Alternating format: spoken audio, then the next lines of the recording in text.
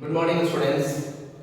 आज हम एक टॉपिक है, बहुत ही इम्पोर्टेंट टॉपिक में से एक है। क्योंकि हम जितने भी टॉपिक का डिस्कस किए वो सभी इम्पोर्टेंट है for your pre board and board examinations. And now I am going to discuss about the queen proclamations, अर्थात महारानी विक्टोरिया का घोषणा पत्र। अब महारानी विक्टोरिया घोषणा पत्र का क्या था, पहले हम जानते हैं। महारानी Victoria British east India company के अधिकारों को खत्म करके ब्रिटिश राज्य की स्थापना, अर्थात 1 नवंबर 1858 को महारानी विक्टोरिया अपने घोषणा पत्र को लेकर आती है।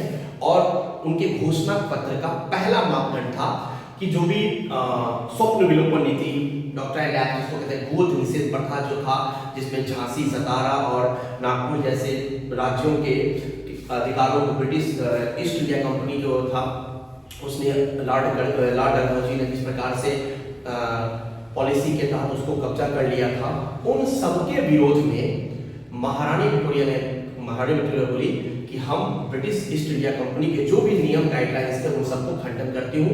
अब देसी राजा, कोई भी राजा अपने किसी भी पुत्र को गोद ले सकता, उसके अधिकारों को वो मान सकती। अर्थात इसके अलावा किसानों के ऊपर में कोई जबरन टैक्स वगैरह कर के रूप में नहीं लिया जाएगा और स्वदेशी वस्तुओं को आप उत्पादन कर सकते हैं।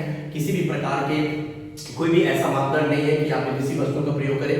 कहने का भाव यह है कि 1 नवंबर 1858 की महारानी विक्टोरिया का घोषणा पत्र ये था कि ब्रिटिश ईस्ट इंडिया कंपनी, जो कहे तो 1600 साल से जो ब्रिटिश ईस्ट इंडिया कंपनी जो था वो 1857 के प्रथम स्वतंत्रता संग्राम के बाद जब 1 नवंबर 1858 को महारानी विक्टोरिया जब आई तो अपने घोषणा पत्र के साथ ऐसा उम्मीद जगाई कि लोगों को लगा कि अब ब्रिटिश क्राउन अर्थात ब्रिटिश गवर्नमेंट के अधीन यदि हम रहेंगे तो हमें वो सभी अधिकार मिलेगा।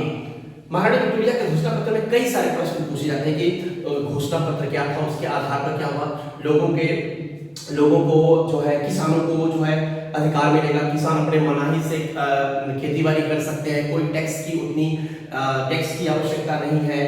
अलग अलग तरह के मापदंड बनाए गए ताकि लोगों को विश्वास हो कि ईस्ट इंडिया कंपनी ने कितना शोषण किया और ये कितना सुलझा हुआ काम कर रहा है। ये इसको लेकर के महारानी विक्टोरिया का घोषणा पत्र लेकर आई, लोगों को उम्मीद जगा और इस प्रकार से महारानी विक्टोरिया का घोषणा पत्र ईस्ट इंडिया कंपनी का समापन और ब्रिटिश गवर्नमेंट का उत्पत्ति का दौर को दर्शाता है। शॉर्ट क्वेश्चन अगर पूछा जाए तो, अगर ब्रॉड क्वेश्चन अगर आपको जानना है तो बने रहिए और पूछिएगा, अगर आप तो निश्चित हम इस पर बात करेंगे अगले वीडियो में। धन्यवाद।